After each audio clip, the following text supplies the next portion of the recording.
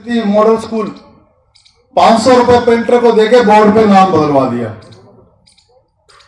ना टीचर भर्ती करे स्कूलों में, ना कोई इंफ्रास्ट्रक्चर है, केवल 500 रुपए पेंटर को देके नाम बदल दिया बस। और बच्चों से फीस लेनी शुरू कर दी सरकारी स्कूल में। इसी प्रकार हिंदुस्तान स्तर पे एग्जामिनेशन का सेंटर बना दिया। स्टेट के बोर्ड खत्म करेंगे, हरियाणा में शुरुआत होगी। जो भी संस्कृति मॉडल स्कूल है उनको सीबीएसई से एफिलिएशन करा दी, आपको पता ही होगा। तो स्टेट के बोर्ड बड़ी लड़ाई चल रही है, उनकी भी दुकान खत्म हो रही है। तो अभी जगबीर जी कह रहे हैं कि हम 8वीं की परीक्षा हम लेंगे, चाहे सीबीएसई से एफिलिएटेड हो। मतलब समझ नहीं आ रहा क्या खिचड़ी पकड़ी है। एक तरफ आप लेंगे वहां पे उन स्कूलों को सीबीएसई में, और 8वीं की परीक्षा नई शुरुआत करेंगे जो राइट टू एजुकेशन कहता था नहीं होगी। और इस शिक्षा नीति में है तीसरी, 5वीं, 8वीं, 10वीं, 12वीं 5 परीक्षाएं होंगी राष्ट्रीय स्तर की।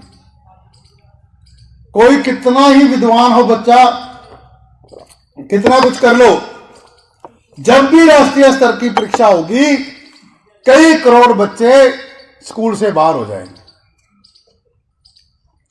बहुतों की परिस्थितियां ऐसी होती हैं, चल रहे चल दाम, एक बार फेल का धब्बा लग गया माथे पे, बच्चा भी हट जाएगा, मां बाप भी हटा लेंगे, तू काम पे आ जाए। मतलब करोड़ों बच्चों को हर साल बाहर निकालने का रास्ता। कहां शिक्षा के अंदर लाने की बात है कि कोई परीक्षा नहीं होगी, 8वीं तक अब पढ़े, आप प्रमोट करेंगे। एक साल बच्चा कमजोर रहेगा, अगले साल कवर कर लेगा और अगले साल कर लेगा। जैसे जैसे बड़ा होता जाएगा कर लेगा, कोई फीस नहीं लगेगी, खाना भी मुफ्त मिलेगा, बस्ता मिलेगा और किताबें मिलेंगी। वो चीजें खत्म कर रहे हैं सारी। मतलब बड़ा हास्यास्पद लगता है शिक्षा मंत्री जब बयान देता है, सरकार का शिक्षा मंत्री, कि कागज महंगा हो गया, किताबें नहीं छपी, इसलिए स्कूलों में किताबें नहीं भेजेंगे, 200 रुपए बच्चे को दे देंगे। क्या मतलब भाई, कागज महंगा हो गया, किताब छपी नहीं, तो और तुम क्या कर रहे हो फिर? अगर बच्चों के लिए किताब भी पर्याप्त मात्रा में छाप नहीं सकते, फिर उस देश के बच्चों से कल्पना करें 21वीं सदी के मुकाबला करेंगे। क्या 200 रुपए के ऊपर चढ़ के नाचेगा, पढ़ेगा कि बच्चा? तो बहुत सारी जो कवियां इसके अंदर दर्शाई गई है शिक्षा नीति के, जो राष्ट्रीय शिक्षा नीति है, ढांचे की बात है। हम मांग कर रहे हैं कि जो 3 साल जोड़े आपने, ठीक है, इसको 3 साल को आगे लगाया जाए और बाकी ढांचा वही रहना चाहिए, 5 साल, 3 साल, 2 साल, 2 साल। और 11वीं 12वीं में स्पेशलाइजेशन होनी चाहिए। हम ये डिमांड करते हैं एसटीएफआई के तौर पे, टीचर के तौर पे इस ढांचे की। फिर नेशनल करिकुलम फ्रेमवर्क, मैंने बताया कि एनसीएफ 2005 अब तक का बहुत बढ़िया है, इसकी समीक्षा की जाए। 1986 की पॉलिसी बारे तो नहीं बताया आपने, आप राष्ट्रीय नया फ्रेमवर्क बनाने जा रहे हो, हमें बताया जाए कि 2005 में क्या चीज गलत है और क्या चेंज कर रहे हो, क्यों कर रहे हो, और इसमें कुछ पावर राज्यों को भी दी जाए। अब भी है बहुत सारी जगह 20%, 30% सिलेबस राज्य तय करते हैं। प्रत्येक राज्य की भौगोलिक स्थिति अलग है, वहां की फसलें अलग है, वहां के और सारी चीजें अलग अलग हैं। एक जैसा देश नहीं, हमारा देश बहुत भिन्नताओं से भरा हुआ है। कहीं समुद्र के किनारे रहते हैं, कहीं जंगलों में रहते हैं, कहीं पहाड़ों पे रहते हैं लोग, और कहीं समतल जमीन पे रहते हैं। आधे यूरोप के देशों को समेटे हुए है भारत। तो एक जैसी चीजें, एक जैसा एटमोस्फेयर यहां लागू नहीं हो सकता, ये बताया जाए। दूसरी बात, 1964-66 में जो कोठारी कमीशन ने कही थी कि 6% जीडीपी का खर्च करेंगे, आज 55 साल के बाद भी उसी 6% पे खड़े हैं कि 6% खर्च नहीं कर रहे। 6% भी, कभी 3% खर्च करते हैं, कभी 4 करते हैं, 6 तक पहुंचे भी नहीं है। और हम डिमांड कर रहे थे कि 10% होना चाहिए जीडीपी का। पहले पढ़ने वाले बच्चे बहुत कम थे, 64 में जनसंख्या कम थी और पढ़ने वाले भी कम थे। प्रोपोर्शन देखो आप, अगर 50 करोड़ लोग थे तो 2 करोड़ ही पढ़ते होंगे बच्चे, जिनके लिए 6% की बात है, 5-6 सब्जेक्ट हुआ करते कॉमन। आज 50-55 साल के बाद 130 करोड़ पॉपुलेशन है, तो स्कूल जाने वाले बच्चे, भारत एक यूथ देश है, हमारी 40 साल से कम आबादी बहुत बड़ी है, तो उन सब के लिए क्लासरूम देना, लाइब्रेरी देना, लैब देना और फर्नीचर देना बहुत बढ़ गया। कॉलेजों के अंदर भी चीजें बहुत बढ़ गई, आज कई स्ट्रीम आ गई हैं। तो अगर उन सब को आप उपलब्ध करवाओगे, 10% जीडीपी होनी चाहिए। फिर ये कहते हैं, कुछ आंकड़े दिए इन्होंने, ये कहते हैं 3.22 crore children out of school, इसमें लिखा है दस्तावेज में 3.22 बच्चे स्कूल से बाहर। हम कहते हैं ये आंकड़ा और बड़ा है। बहुत से एनजीओ हैं जो हमें 10 करोड़ तक के आंकड़े देते हैं, और इन आंकड़ों से उन पे विश्वास करना ज्यादा अच्छा लगता है। ठीक है, 3 करोड़ मान लिया आपके, पर कहीं एक लाइन में लिखी कि ये कारण क्या है और कैसे इसको दूर करेंगे, इसकी समीक्षा होनी चाहिए। मैंने भी बताया कि 50,000 पोस्ट हरियाणा में खाली हैं। पूरे देश में आपने टीचर नहीं लगाए, इंफ्रास्ट्रक्चर नहीं खड़ा किया, आपने समता और समानता की बात नहीं करी, मिड डे मील प्रॉपर लागू नहीं कराया, किताबें दी नहीं बच्चों को, ये बच्चे कैसे आएंगे? और सबसे बड़ी बात, मैंने कहा पेट पहले, मां बाप के रोजगार का प्रबंध अगर नहीं करोगे तो बच्चा निश्चित होकर स्कूल नहीं आएगा। वो मां बाप अपने बच्चे को स्कूल के गेट में तभी बाहरने आएगा ना जब घर में चूल्हा जल रहा है उसके, उस पर कुछ नहीं बोला। फिर आंकड़ा दिया इन्होंने कि इतने बच्चों को मैथ साइंस नहीं आता, मान लिया आपकी बात, आएगा कैसे? उस पर तो 2 लाइन लिख दो, नहीं लिखी 2 लाइन, क्या प्रबंध करेंगे? एक्स्ट्रा सर्वे दे दिया अपना। तो हम ये कहते हैं कि सब तक अगर शिक्षा आप नहीं पहुंचाते तो शिक्षा नीति बेईमानी है। समाज का विकास नहीं हो सकता जब एक एक बच्चा नहीं पढ़ लिख सकता। तो कहते हैं ना, कार में 4 टायर है, एक टायर पंचर है तो कार नहीं चल सकती, 3 टायर कितने मजबूत हों। अगर कुछ हिस्से हमारे बच्चे, चाहे वो CWSN के कैटेगरी में आते हैं, चाहे लड़कियां हैं किसी कैटेगरी की, आप लड़कियों को सुरक्षा नहीं दे सकते। गांव में स्कूल में, ये पड़ोस के गांव में स्कूल में जाना पड़ेगा, कॉलेज के लिए बस में चलना पड़ेगा, आपकी बसें छतों तक भरी हुई हैं, लड़कियों के लिए कोई अलग बस नहीं है, कोई आप दस्तावेज में दर्ज नहीं करते इस बात का। तो आप सबको पढ़ाने की बात नहीं कर रहे, केवल लिख दो कुछ भी नहीं। प्रैक्टिकली क्या समस्याएं हैं उनका अगर नहीं एड्रेस करोगे, उन पर नहीं बोलोगे कुछ, तो राष्ट्रीय शिक्षा नीति नहीं बन सकती है। इसके बाद हम ये कहते हैं कि मैं शुरू में बोल चुका था कि ये सरकार का दायित्व है, सरकारी स्कूल ही होने चाहिए, एक जैसी शिक्षा का प्रबंध करने के लिए उसको मजबूत करें। परंतु यहां ये और उल्ट कह रहे हैं, पहले हैं ही प्राइवेट स्कूल, अब ये कह रहे हैं कि और प्राइवेट संस्थाएं खोली जाएंगी, बहुत ज्यादा खोली जाएंगी। और दूसरी बात ये कहते हैं जो परोपकारी संगठन है, फिर वही बात, आज के जमाने में परोपकारी कैसा, जो परोपकारी, उनको स्कूल खोलने की इजाजत दी जाएगी, वो अपने कायदे नियम भी बना सकेंगे, सिलेबस भी अपना तय कर सकेंगे, यहां तक लिखता है। अभी तो हम ये दबाव बनाते हैं ना डायरेक्टर पे, डीओ पे, कि फलाने प्राइवेट स्कूल में ये किताबें लगा रखी है, जबकि SCERT ये किताबें कहती है यही पढ़नी चाहिए, ये छूट दे रहे हैं लिखित में अब। और परोपकारी संस्था, मैं स्पष्ट कह रहा हूं, केवल हिंदूवादी संगठन ही परोपकारी होंगे, किसी मुस्लिम लीग को परोपकारी नहीं माना जाएगा। एक तरह उन्होंने लिखा कि धार्मिक देश बनाएंगे,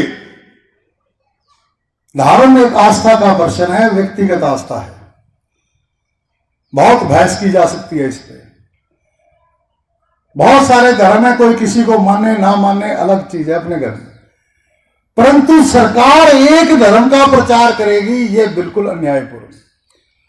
जब धर्म राज के अंदर आ जाए तो उस समाज का कल्याण नहीं हो सकता। तालिबान आपके सामने है, खालिस्तान आपके सामने है, जिसकी कल्पना की जा सकती। और खास तौर से जो कमजोर तबका है समाज का, अनुसूचित जाति कहते हैं, हम पिछड़ा वर्ग कहते हैं, और महिलाएं सारी टोटली, वो किसी भी वर्ग की हो, सबसे पहले अटैक इनकी शिक्षा के ऊपर होगा। धर्म इजाजत ही नहीं देता गरीब को पढ़ने की। मैंने बताया एकलव्य का उदाहरण है। हमारे शौक है कि इसके तो कान में ज्ञान की बात पड़ गई, शिक्षा घोल के डाल दो। ये हमारे गर्व से लिखी हुई बातें हैं किताबों की। अगर वही धार्मिक देश बनाना है तो होली हम 21वीं 22वीं शताब्दी में पहुंच लिए। अभी बात आ रही है, कुछ दिनों से ताजा उदाहरण है, गुड़गांव में बड़े दंगे भी हो गए, खुले में नमाज नहीं पढ़ने दी जाएगी।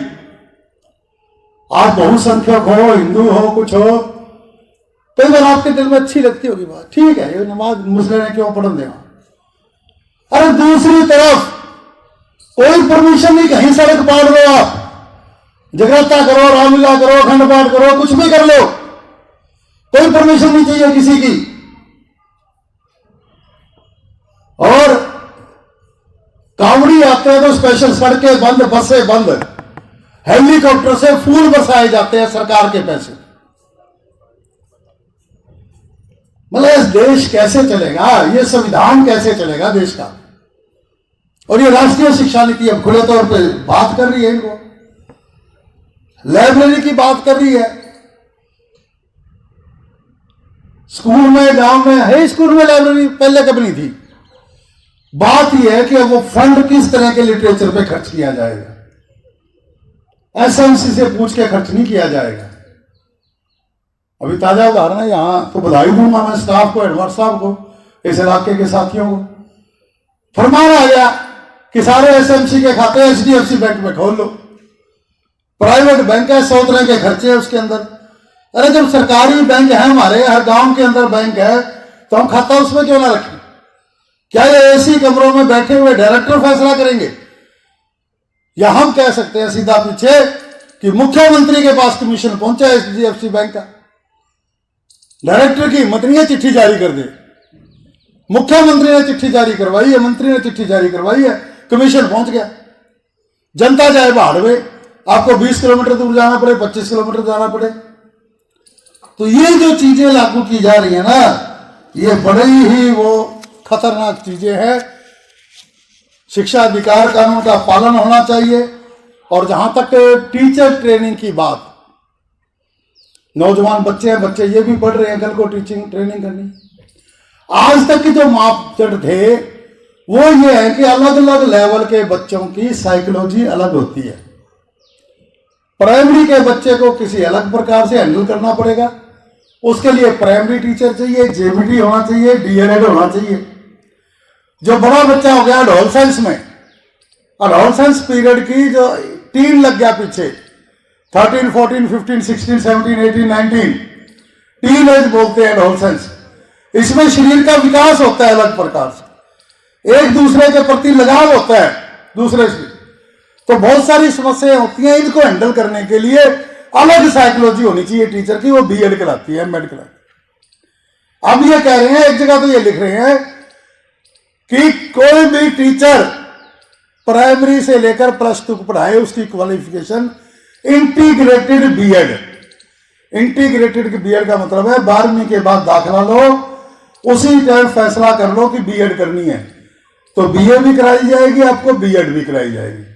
4 साल में आप जब कॉलेज से निकलोगे तो बीएड, इस चीज का हमें कोई विरोध नहीं है, ठीक है। जैसे एमबीबीएस है, इंटीग्रेटेड हो गया, पहले बीए नहीं करता, बीएससी नहीं करता बच्चा, फिर एमबीबीएस करने नहीं जाता, 12वीं के बाद लाइन चूज कर लेता है अपनी, वो डॉक्टर बन जाता है, इंजीनियर बन जाता है। लॉ के अंदर भी कॉलेज है हमारे यहाँ, जो 12वीं के बाद दाखिला कराते हैं, वकील बना के निकालते हैं सीधे 5 साल के बाद। तो इस तरह अगर बीएड हो जाती है 4 साल की, कोई दिक्कत नहीं है, फैसला हो जाए 4 साल पहले। +2 के बाद ही फैसला कर ले बच्चा, अच्छी बात। परंतु प्राइमरी से लेकर +2 तक बीएड पढ़ाएंगे, दूसरी तरफ वॉलंटियर पढ़ाएंगे, आंगनवाड़ी पढ़ाएगी। ये समझ से परे है सारी बात। और अगर तय तक जाते हैं इसका, तो हमें दोनों बातें जायज लगती कि जो उच्च वर्ग के बच्चे हैं जिनके लिए अलग स्कूल होंगे उनमें बीएड पढ़ाएंगे इंटीग्रेटेड, और जो आम जनता है 80 करोड़ 5 किलो अनाज लेने वाली, उसके लिए 40,000 वाला मास्टर नहीं रखेंगे, उसके लिए 5,000 वाला वॉलंटियर वही पढ़ाएगा। पढ़ा दिया तो ठीक है, ना पढ़ा दिया तो ठीक है, बस कह देंगे कि हमने स्कूल लगा दिया।